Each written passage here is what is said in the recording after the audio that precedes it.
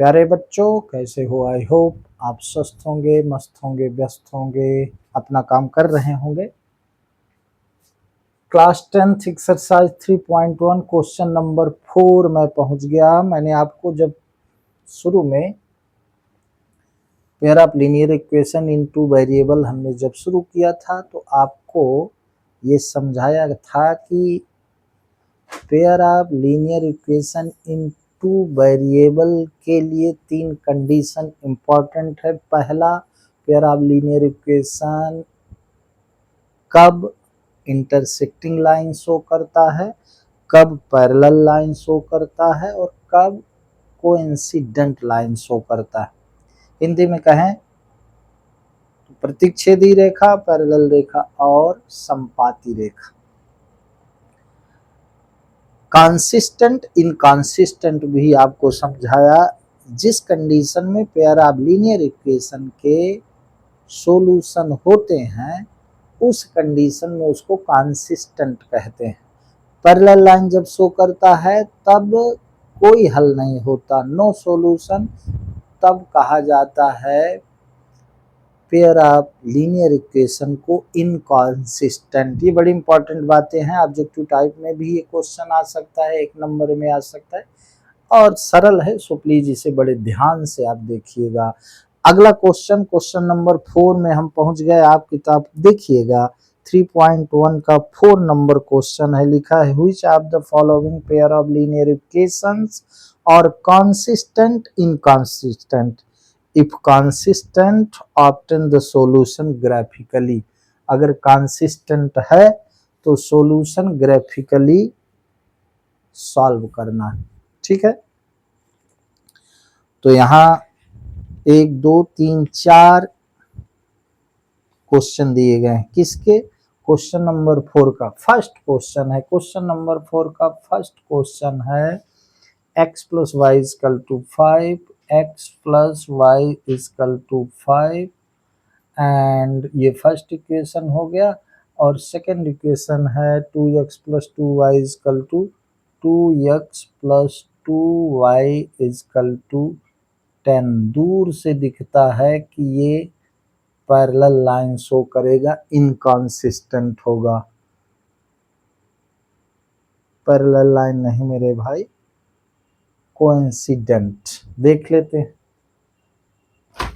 तो मैंने आपको समझाया कि फर्स्ट इक्वेशन के x के कोफिशिएंट को a1, y के कोफिशिएंट को b1 और कांस्टेंट टर्म को c1 कहते हैं। ठीक है, ये 5 इक्वल के इधर -5 भी हम लिख सकते हैं, ऐसा भी लिख सकते हैं। तो अगर हम कांस्टेंट टर्म को इक्वल के इधर लिखते हैं तो ये -5 होगा, ये भी -10 होगा। तो कुल मिला के साइन में कोई चेंजिंग नहीं आए। तो जब हम सॉल्व करेंगे इसको, जब हम सॉल्व करेंगे तो लिखेंगे क्या? Here a1 is equal to 1, x का कोफिशिएंट 1 है, b1 is equal to v1 and c1 is equal to 5, a2 is equal to क्या? 2, b2 is equal to v2 and c2 is equal to 10। Then हम क्या करेंगे? रेशियो फाइंड करेंगे कोफिशिएंट और कांस्टेंट टर्म का। Ratio क्या? a1 upon a2, a1 upon a2, b1 upon b2, c1 upon c2। ठीक है, तो a1 1, a2 2, b1 1, b2 2 and c1 5, c2 10। तो 5 1 जा 5, 5 2 जा 10। आप देख रहे हैं 1/2, 1/2, 1/2। So a1 upon a2 is equal to b1 upon b2 is equal to c1 upon c2। ये a1 अपान a2 का रेशियो, ये b1 अपान b2 का रेशियो, ये c1 अपान c2 का रेशियो, तीनों रेशियो इक्वल हैं। ये कौन कंडीशन है? Coincident line. ठीक है, so pair of pair of linear equation is consistent. Consistent है मेरे भाई, कॉन्सिस्टेंट है। क्यों? क्योंकि जब इनफाइनाइटली मेनी सॉल्यूशन होते हैं तो उसको हम कॉन्सिस्टेंट बोलते हैं। तो pair of linear equation are क्या? कॉन्सिस्टेंट। ये क्या होगा? कॉन्सिस्टेंट होगा। क्यों होगा? क्योंकि ये इनफाइनाइटली मेनी सॉल्यूशन इसका होगा, इसलिए इसे कॉन्सिस्टेंट कहेंगे। हमने आपको बताया जिसके सॉल्यूशन होते हैं, चाहे यूनिक सॉल्यूशन हो चाहे इनफिनाइटली मेनी सॉल्यूशन हो, उसको हम कॉन्सिस्टेंट कहते हैं। तो इसका हम कैसे फाइंड करेंगे? ग्राफिकली फाइंड करेंगे। आप ग्राफिकली जब फाइंड करेंगे तो देखेंगे कि एक के ऊपर एक लाइन बनेगी, ठीक है। तो अगर आप x की कोई वैल्यू लेते हैं, y की हो जाएगी, कुछ भी वैल्यू लें, चूंकि इन्फिनाइटली मेनी सॉल्यूशन है तो इसको कंसिस्टेंट लिख देंगे। ग्राफ में आपको प्रैक्टिकल करना है, आप उसको करिएगा, ठीक है। इसी प्रकार से क्वेश्चन 2 किसका? 4 का 2, x माइनस वाई, सेकेंड क्या है? x minus y is equal to 8 first equation, और सेकेंड इक्वेशन है 3x minus 3y is equal to 16, ठीक है। अब देख लें, डायरेक्ट आप ऐसा भी कर सकते हैं, इसका 1 है, इसका 3, a1 a2 1/3 इजकल टू -1/3, -3 माइनस माइनस कैंसिल हो, इज नॉट इक्वल टू 8/16, 8 1 जा 8 2 जा, ठीक है। तो since a1/a2 is equal to b1/b2 is not equal to c1/c2, so pair of linear equation have no solution. Pair of linear equation have no solution। चूंकि parallel line है ना, ये parallel line की कंडीशन है, नो सॉल्यूशन है, no solution, no solution है। सो inconsistent, inconsistent, ये inconsistent show करेगा। इनकॉन्सिस्टेंट है, नो सॉल्यूशन है, इसको सॉल्व भी नहीं करना है, लिख देना है इनकॉन्सिस्टेंट। मुझे लगता है आपको एकदम क्लियर कट बात समझ में आती होगी। मैंने यहाँ रेशियो निकाले तो 1/3 इजकल टू 1/3, यानी a1/a2 is equal to b1/b2 is not equal to 1/2, यानी c1/c2।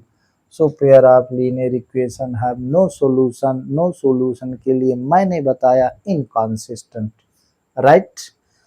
तो इसी तरह से इसको आप देख के आगे के सवाल कर लेंगे, अत्यधिक सरल हैं, बताने की आवश्यकता नहीं है। आइए चलते हैं क्वेश्चन नंबर 5, ठीक है। इनको आप करेंगे, अगर आपने प्रैक्टिस करी है तो आप देख के समझ जाएंगे कि ये कॉन्सिस्टेंट है कि इनकॉन्सिस्टेंट है, यूनिक सॉल्यूशन है कि नो सॉल्यूशन है कि इन्फिनाइटली मेनी सॉल्यूशन है, ये आप देख के जान सकते हैं अगर आपने अच्छे से समझा। जैसे 2x plus y minus 6 is equal to 0, 4x minus 2y minus 4 is equal to 0। देख लें, ये थर्ड नंबर पहले देख लें क्या लिखा है, 2x minus y minus 6 is equal to 0, this is first equation. Second equation है 4x minus 2y, 4x minus 2y minus 4 is equal to 0,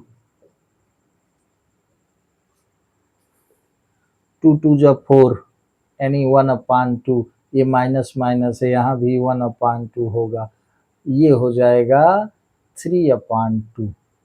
इसका मतलब A1/A2 equal to B1/B2 is not equal to C1/C2, so have no solution, inconsistent.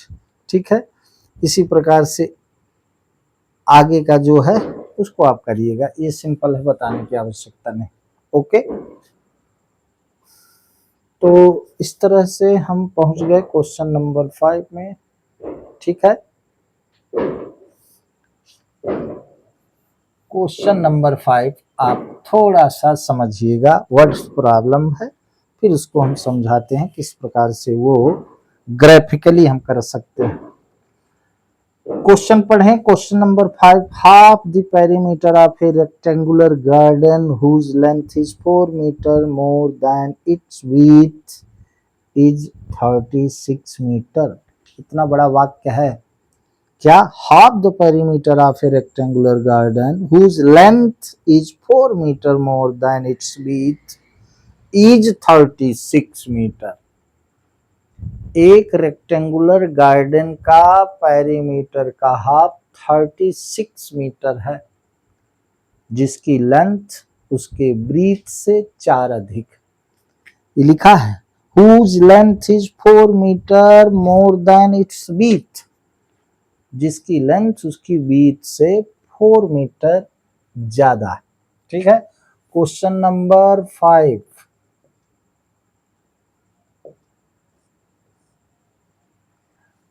let us be length of the rectangular, क्या है? Length of the rectangular garden is x metre. Question clear cut आपके mind में लिख जाना चाहिए। कैसे? एक rectangular garden है जिसके पेरीमीटर का हाफ 36 है और उसका लेंथ उसके ब्रीथ से 4 अधिक है। क्लियर? तो हमने लेंथ मान लिया, let us be length of the rectangular garden is x metre and width is y metre. चूंकि हम pair of linear equation chapter पढ़ रहे हैं इसलिए एक्स वाई ले लेते हैं, चूंकि हमें 2 वेरिएबल के लीनियर इक्वेशन बनाना है। ठीक है ना? x हो गया उसका क्या? लेंथ, y हो गया उसका विड्थ। ठीक, सो अकॉर्डिंग टू क्वेश्चन, अब मैं लिख रहा हूं x इजकल टू वाई, जो कि गलत, तो सही करना है। x क्या है? लेंथ, y क्या है? विड्थ। लेंथ ब्रीथ के बराबर नहीं है। क्वेश्चन में क्या है? लेंथ ब्रीथ से 4 अधिक है, तो ब्रीथ में हम 4 जोड़ दें। अब ये इक्वेशन बैलेंस्ड है। ये ध्यान दीजिएगा, वर्ड्स प्रॉब्लम में यही इंपॉर्टेंट है। पहले मैंने लिखा x इजकल टू वाई और मैंने कहा ये गलत है, क्योंकि प्रश्न कहता है कि लेंथ उसके ब्रीथ से 4 अधिक है, तो हमने लिखा x प्लस वाई, ये गलत है, बैलेंस नहीं है। अकॉर्डिंग टू क्वेश्चन बैलेंस नहीं है इक्वेशन। ये लेंथ है x, ये ब्रीथ है y, क्वेश्चन कहता है ब्रीथ 4 कम है, लेंथ 4 ज्यादा है। लेंथ क्या है? 4 ज्यादा है, इसलिए मैंने लिखा अकॉर्डिंग टू क्वेश्चन, है ना?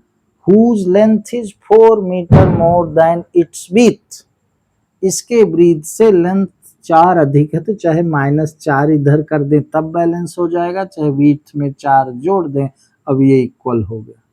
तो इक्वेशन बन गया x minus y is equal to 4, this is first equation, right? Half of the, now question क्या कहता है? Half of the perimeter, half of the perimeter of the rectangular garden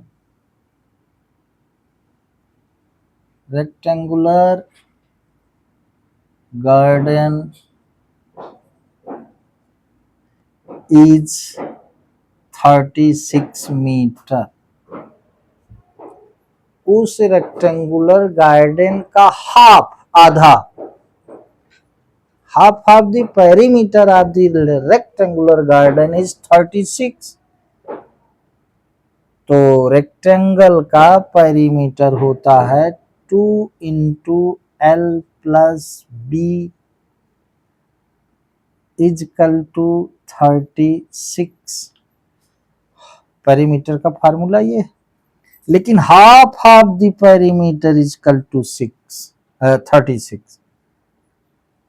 तो half of the perimeter का half होगा length plus breadth. Length क्या है x, breadth क्या है y, तो x plus y is equal to 36। This is the second equation, right. First है x minus y is equal to 4, second equation बन गया। यहाँ ये ध्यान देना है, पेरीमीटर का हाफ है 36, तो पेरीमीटर होता है किसका, रेक्टेंगल का, रेक्टेंगुलर गार्डन है 2 इंटू एल प्लस बी, तो उसका हाफ 2, तो 2 से 2 कट गया, तो L plus B is equal to 36। L length है x, बी ब्रीथ है y, तो x plus y is equal to 36। हमें दो इक्वेशन प्राप्त हुए। ये पहला equation x minus y is equal to 4, दूसरा equation x plus y is equal to 36, right. अब देखें, इसे हमें सॉल्व करना है ग्राफिकल मेथड से, राइट। तो ये 36 है, संख्या बड़ी है, तो थोड़ा सा हमें ग्राफ बड़ा बनाना पड़ेगा, राइट। इधर तो ठीक है, तो अब इसको आप लिखिएगा प्लीज। मैं अब इसको थोड़ा सा, चूंकि ग्राफ बड़ा है तो मैं उधर बनाऊंगा, तो इस वीडियो को रोककर आप प्लीज इक्वेशन बनाएंगे, ये जरूर लिखिएगा, ओके। आइए, आपको ध्यान होना चाहिए, दोनों equation x minus y is equal to 4, x plus y is equal to 36, ये दो इक्वेशन बने इस क्वेश्चन। पहला क्या है, x minus y is equal to 4, बाबू ये पहला इक्वेशन है, तो इसके लिए कोऑर्डिनेट फाइंड कर लें। तो कोऑर्डिनेट फाइंड करने के लिए मैंने कहा y इजकल टू के टर्म में लिख लेते हैं। तो इसको जब y इजकल टू लिखेंगे, y उधर कर दो, 4 इधर कर दो, तो y इजकल टू हो जाएगा x माइनस 4। ये समझ में आया, ये माइनस है, उधर गया तो प्लस हो गया, ये 4 इधर आया तो माइनस, तो x minus 4 is equal to y, यानी y is equal to x minus 4। इसमें आपको परेशान नहीं होना चाहिए। अगर हम x की वैल्यू 0 लेते हैं, if x is equal to 0, then y is equal to minus 4, ये समझ गए होंगे।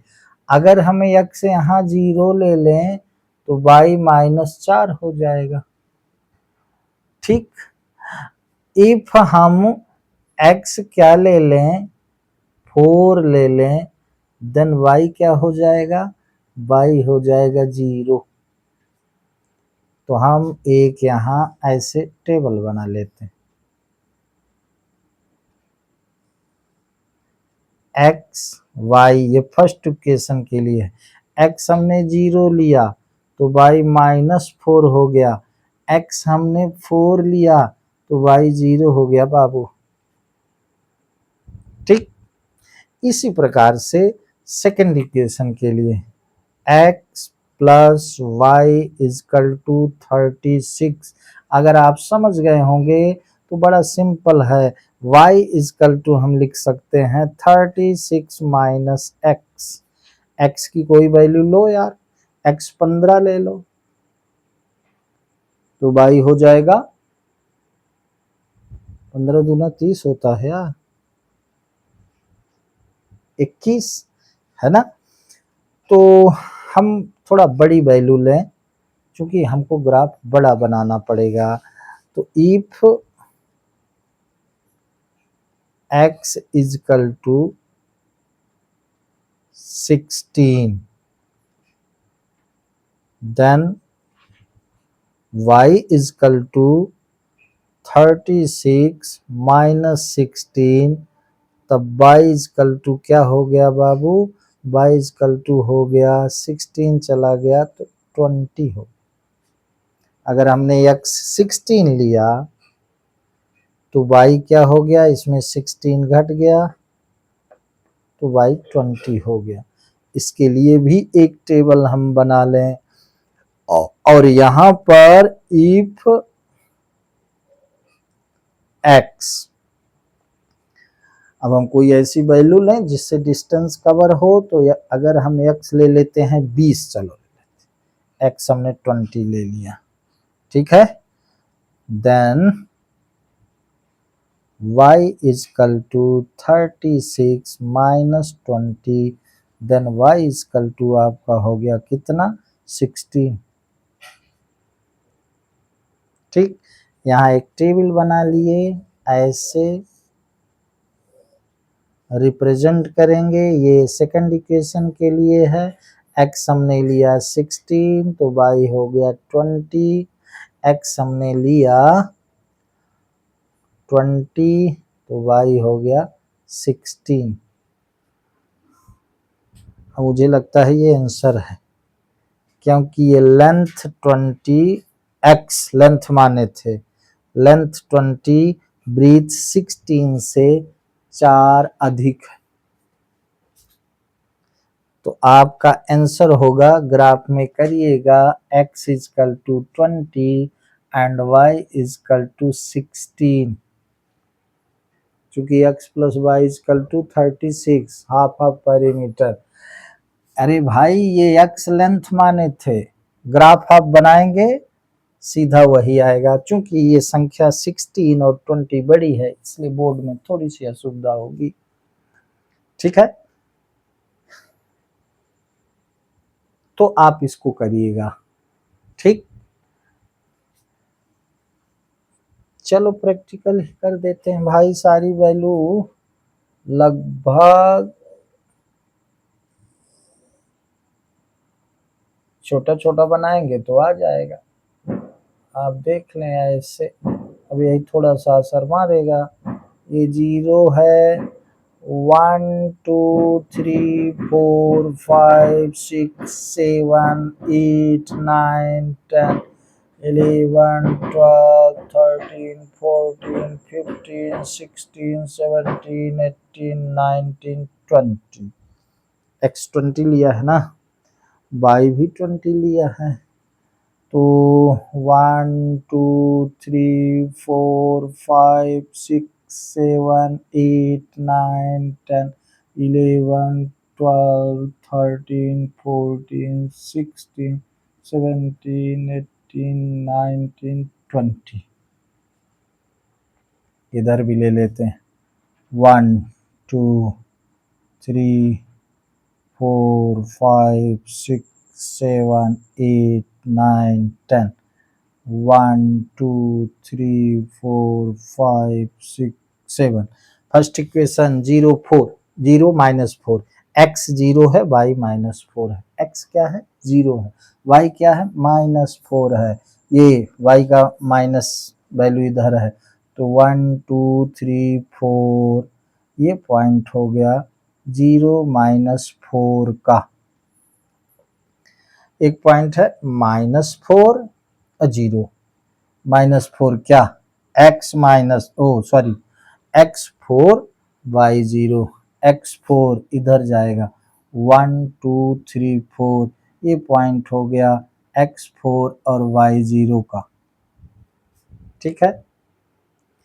Second equation x16 by 20, x16 1 2 3 4 5 6 7 8 9 10 11 12 13 14, x16 और y क्या 20, y 20 कहाँ है 1 2 3 4 5 6 7 8 9 10 11 12 13 14 15 16 17 18 19 20 1 2 3 4 5 6 7 8 9 10 11 12 13 14 15 16 17 18 19 20 मेरे भाई ये लाइन जाएगी ऐसे। और 16 कहाँ था ये? 1 2 3 4 5 6 7 8 9 10 11 12 13 14 15 16 ये लाइन जाएगी ऐसी। क्योंकि ग्राफ नहीं है तो यहाँ पर होगा क्या x16 और y20। ठीक, x16 y20 x20 y16 तो x20 16 17 18 19 20 x20 y16 16 17 18 19 20 तो ये जाएगा यहाँ। मेरे भाई हम इसको ऐसे मिलाएंगे ऐसे। अब देखो ये थोड़ा सा असुविधा हो रही, एक लाइन ये है और एक लाइन ये है, ये गई एक लाइन ये यहाँ पर इंटरसेक्ट करी। कहाँ पर? x20 y16 ये हो गया इंटरसेक्टिंग पॉइंट सॉल्यूशन। ये फर्स्ट इक्वेशन की ये लाइन है, फर्स्ट इक्वेशन की ये लाइन है, सेकंड इक्वेशन की ये लाइन है, ये लाइन, ये दोनों यहाँ पर इंटरसेक्ट कर रहे हैं। तो इस प्रकार का ग्राफ में आप बनाएंगे, मैंने एक आइडिया बताए, तो वहाँ पर आप एकदम क्लियर कट इसका सॉल्यूशन पाएंगे। यानी उस रेक्टेंगुलर गार्डन का लेंथ दो है वो क्या है मेरे भाई? लेंथ है 20 और विड्थ क्या है? विड्थ है उसकी क्या? 16 मीटर, ये 20 मीटर। और अगर वेरिफिकेशन करें तो 20 16 से 4 more than, length is 4 more than its breadth. Okay, तो इस प्रकार से सबसे ज्यादा इसमें इंपॉर्टेंट था क्या? आप वीडियो रोक कर इसको करिएगा। सबसे ज्यादा इसमें इंपॉर्टेंट था वर्ड्स प्रॉब्लम से इक्वेशन बनाना, वहां पर फोकस कीजिएगा। इसको मिटा देते हैं, चलते हैं आगे क्वेश्चन में, जिसके लिए जरूर आपको मैं ग्राफिकली सॉल्यूशन समझाता हूँ। शायद लास्ट वाला क्वेश्चन, इसके पहले एक क्वेश्चन और है।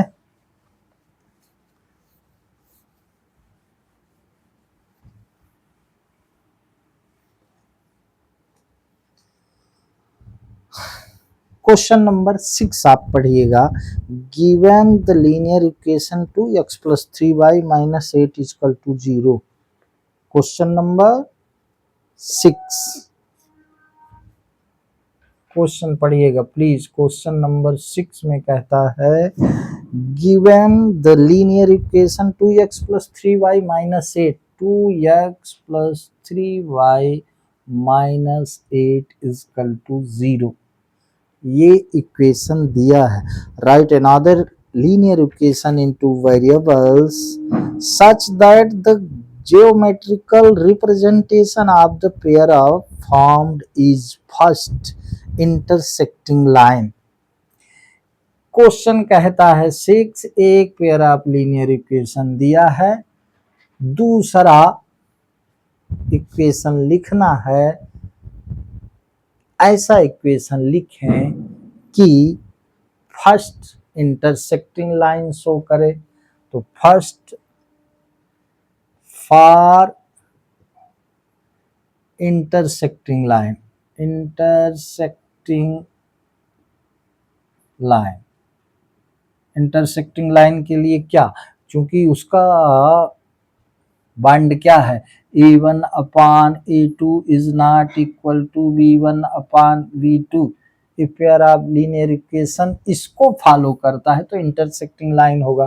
तो एक इक्वेशन दिया है 2x + 3y - 8 = 0। दूसरा इक्वेशन लिख दो 2x - 3y - 8 = 0। That's all. First second. हमने किया क्या, इसमें कुछ नहीं किया, प्लस का माइनस कर दिया।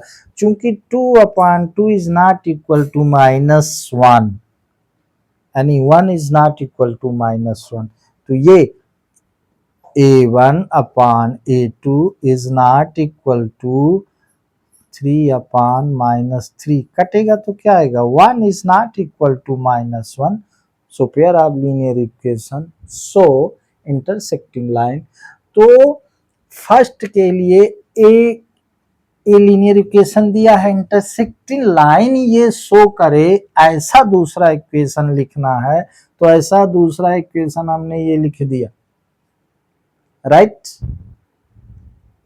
अब मेरे भाई दूसरी कंडीशन क्या है, पैरेलल लाइन के लिए, for parallel line, parallel line के लिए पैरेलल लाइन का कंडीशन क्या है, if a1/a2 equal to b1/b2 is not equal to c1/c2, तो दोनों को इक्वल कर दो। तो एक इक्वेशन क्या है, 2x + 3y - 8 इक्वल टू 0, ये फर्स्ट इक्वेशन है, तो इसको लिख दो 2x + 3y, दोनों इक्वल हो गए, -6 इक्वल टू 0। लो ये तो इक्वल है बट ये इक्वल नहीं है, a1/a2 equal to b1/b2 is not equal to c1/c2। ठीक, तीसरी कंडीशन क्या है, तीसरी कंडीशन कोइंसिडेंट लाइन, तो कोइंसिडेंट लाइन के लिए क्या करेंगे, 2x + 3y - 8 इक्वल टू 0, ये फर्स्ट इक्वेशन है, 2 का मल्टीप्लाई कर दो तो 4x + 6y 16 इक्वल टू 0। दरअसल दोनों इक्वेशन एक ही, हमने 2 का मल्टीप्लाई कर दिया, इसमें एक इक्वेशन ये बन गया। अब 2/4 1/2 होगा, 3/6 1/2 होगा, 8/16 भी 1/2 होगा। इसका सीधा मतलब है a1/a2 equal to b1/b2 equal to c1/c2। तो तीसरे के लिए ये इक्वेशन लिख दो, दूसरे के लिए ये लिख दो, पहले के लिए ये लिख दो। हमें सिर्फ कंडीशन फॉलो करना है, कौन condition, a1/a2 is not equal to b1/b2 for intersecting, a1/a2 equal to b1/b2 is not equal to c1/c2 for parallel line, a1/a2 equal to b1/b2 equal to c1/c2 for coincident line, that's all.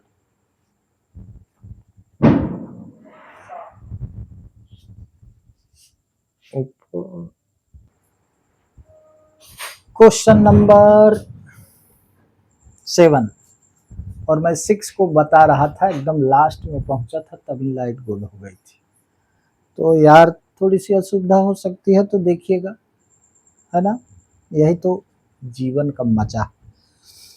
Question number 7 पढ़िए, draw the graphs of the equation x minus y plus 1 is equal to 0 and 3x plus 2y minus 12 is equal to 0। पहले equation ही लिख लेता हूँ। Question number 7, question 7 है, दो equation दिए गए हैं, x minus y plus 1 is equal to 0, this is first equation। Second दिया है 3x + 2y - 12 equal to 0, this is second equation, ये लिखा।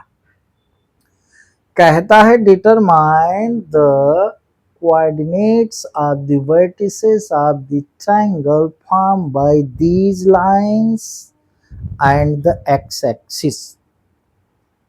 दीज लाइन, इन इक्वेशन की जो लाइन बनेगी ग्राफ में, उस लाइन और एक्स एक्सिस के साथ एक ट्रायंगल बनेगा जिसका वर्टिसेस हमें फाइंड करना, राइट ना। Coordinate of the vertices of the triangle form by these line and the X axis and set the triangular region. और जो ट्रायंगुलर रीजन बनेगा उसको सेट करना है, कलर करना है, छायांकित करना है, राइट। तो पहले हम इस इक्वेशन के क्या ले लेते हैं भाई, इस इक्वेशन के कोऑर्डिनेट्स हम ले लेते हैं, बना लेते हैं। फर्स्ट इक्वेशन देखिएगा, x minus y is equal to -1 लिख, x माइनस वाई प्लस 1 है, हमने इसको उधर भेजा माइनस में हो गया, तो हम इसको लिख सकते हैं क्या, y उधर जाएगी, ऐसा आप देख लें, x plus 1 is equal to y, y उधर गई पॉजिटिव, -1 इधर आया इक्वल के तो पॉजिटिव, कुल मिला के y is equal to x plus 1। Simple है, x अगर हम 0 लेंगे तो y 1 आ जाएगा, x अगर हम 5 लेंगे तो y 6 आ जाएगा। दो कोऑर्डिनेट ले लें, डिस्टेंस कवर हो जाएगा, ठीक है। तो x हम क्या लेते हैं, 0 लेते हैं।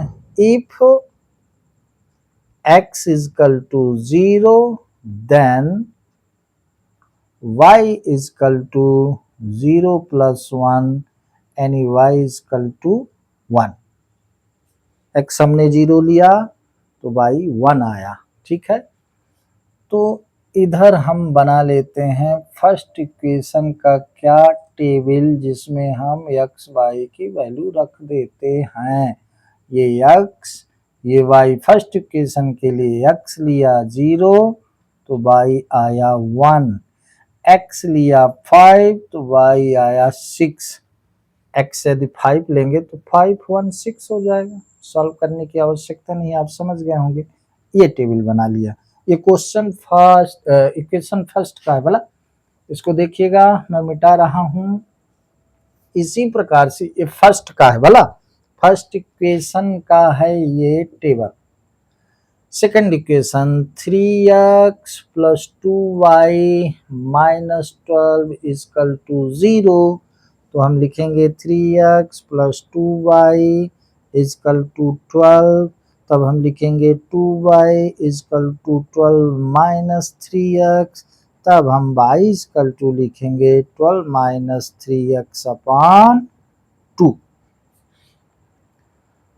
भाई x ले लो क्या 0, तो 12 अपॉन 2 आ जाएगा, इतना आप समझते होंगे।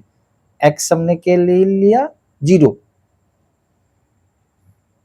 तो x अगर हम लेंगे 0 तो y ये 0 हो गया, 2 6 जा y हो गया 6, और x अगर हम लेंगे 4 तो y हो जाएगा 4 3 जा 12, 12 में 12 गए 0 तो y हो गया 0, ठीक है।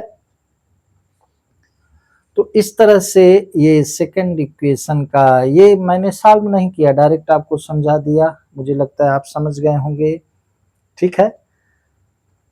x जब 0 लेंगे तो देख लें, if x is equal to 0 then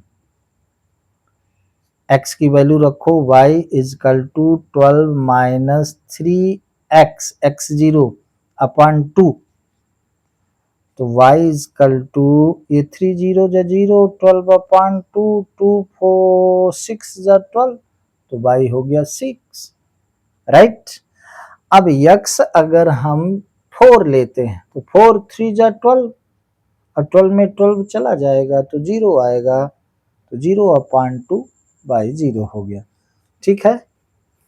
तो इस तरह से हमने कोऑर्डिनेट ले लिए सेकंड इक्वेशन के, तो ये सेकंड इक्वेशन का हो गया भाई टेबल, ये हो गया x, ये हो गया y, ये सेकंड के लिए, ठीक। तो इसमें मैं ग्राफ बनाऊंगा, तो मैं यहाँ लिखे देता हूँ इसको x y, ये हो गया टेबल, उसी काम को 2 बार करना पड़ रहा है ना, स्थान के कारण मेरे भाई। x x0 y1 x5 y6, second का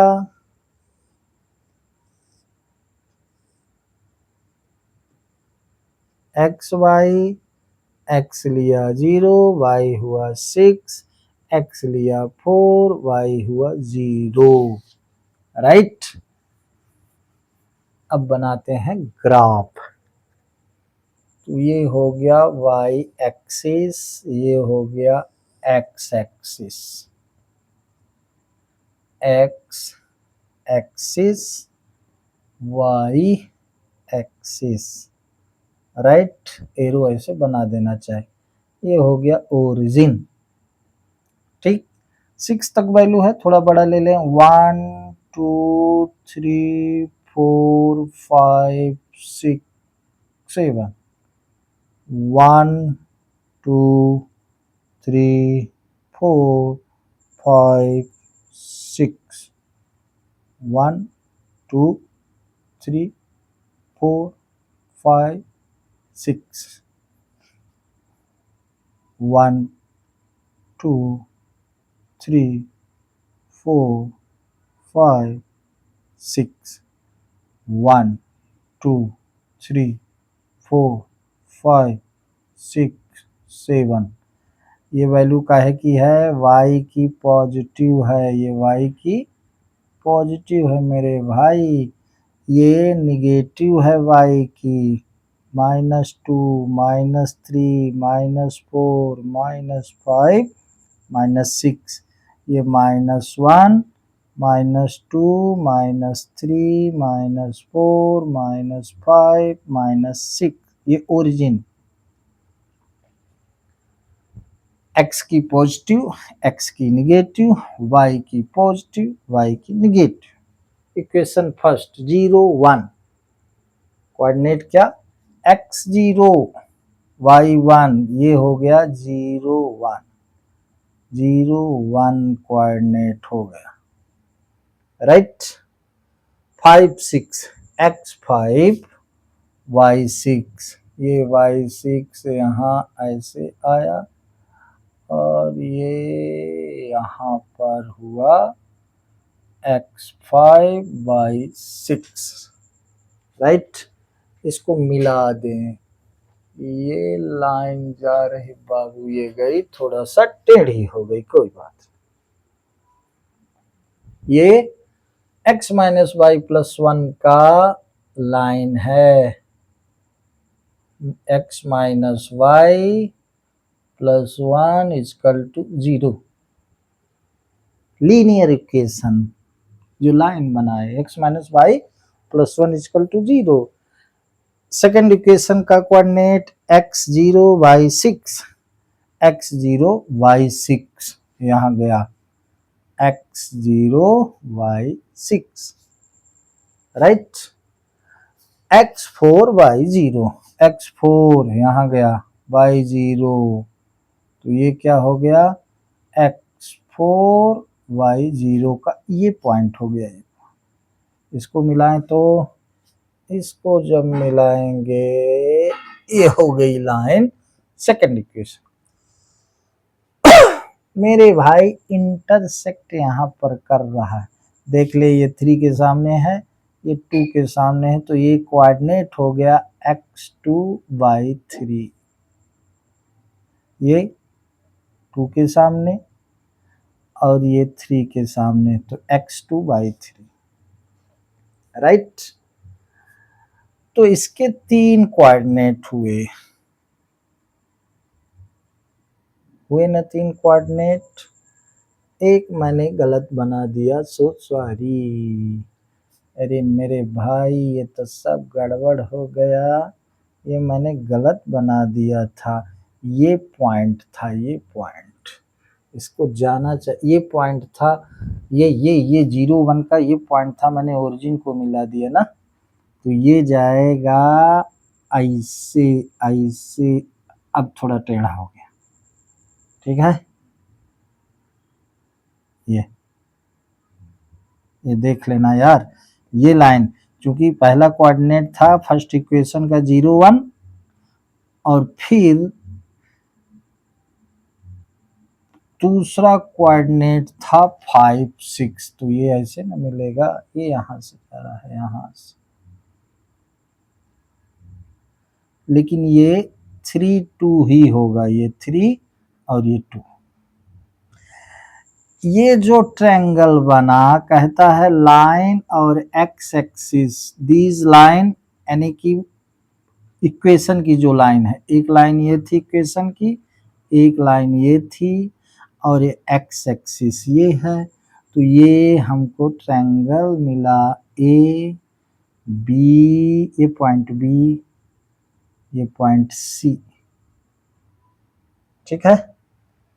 तो ए का आंसर कहता है कोऑर्डिनेट फाइंड करना है, तो ए का क्या हो गया 2 3, बी का क्या हो गया -1 0, बी का हो गया -1 0, और सी क्या हो गया, ये सी था 4 0 4 0। ये कोऑर्डिनेट है वर्टिसेस के, ये ट्रायंगल का वर्टिसेस है, ए वर्टिसेस, बी वर्टिसेस, सी वर्टिसेस, वर्टिसेस के ही कोऑर्डिनेट फाइंड करना था। तो जब हमने लाइन रिप्रेजेंट करी तो पहला वर्टिसेस 2 3, दूसरा -1 0, तीसरा 4 0। तो 2 3 में x2/3, -1 0 में x-1/0, और तीसरे कोऑर्डिनेट सी जिसका नाम दिया वो 4 0 का। ये हो गया आंसर, राइट। और क्वेश्चन में कहा है कि इस ट्रायंगल को शेडेड कर देना है बंधु, शेडेड कर देना है, ये ऐसा फिगर आपको बना देना है, दैट्स ऑल। तो सिंपल है, आपको समझ में आना चाहिए ना, मुझे पूरा विश्वास है आप समझे होंगे। लेकिन एक बात आपको बता दूं, इसको वीडियो रोक कर लिखिएगा, आपको इम्पोर्टेंट बात ये बता दूं कि pair of linear equation in 2 variable आगे मैथ के लिए आपके लिए बहुत इम्पोर्टेंट है। आपसे इक्वेशन सॉल्व करना आना ही चाहिए, सभी गणित में इक्वेशन का रोल होता है। तो pair of linear equation in 2 variable बहुत ध्यान से पढ़िएगा। प्यारे बच्चों, मैं आपको बता दूं, अभी ग्राफिकली आप रिप्रेजेंट कर रहे थे, माने ग्राफिकल मेथड लगा रहे थे। आगे के वीडियो में आपको बहुत अच्छे तरीके से मैं बताना वाला हूँ substitution method and elimination method. Substitution elimination method, अगर आप गणित को चाहते हैं तो सारे जीवन इन इक्वेशन को लेकर आपको चलना पड़ेगा। जितनी प्रैक्टिस होगी उतना ही आपके लिए सुविधाजनक होगा। इसलिए आज बस इतना ही। प्लीज़ मेरे वीडियो को लाइक करिएगा, मेरे गणित के channel you can do maths को सब्सक्राइब करिएगा। मैंने आपसे वादा किया है कि स्कूलें बंद होने वाली है, लेकिन कंटिन्यू मैं वीडियो डालता रहूँगा। कभी कभी गैप हो जाता है, मेरी भी अपनी समस्या है, सो प्लीज़ आप देखिएगा। और मैं आपको बता दूं, वीडियो मेरा 4 बजे से 10 बजे रात तक कभी भी जा सकता है। आप सॉल्यूशन देखिएगा, लेकिन अपना कमेंट्स ज़रूर डालिएगा। तो आज बस इतना ही। जय हिंद।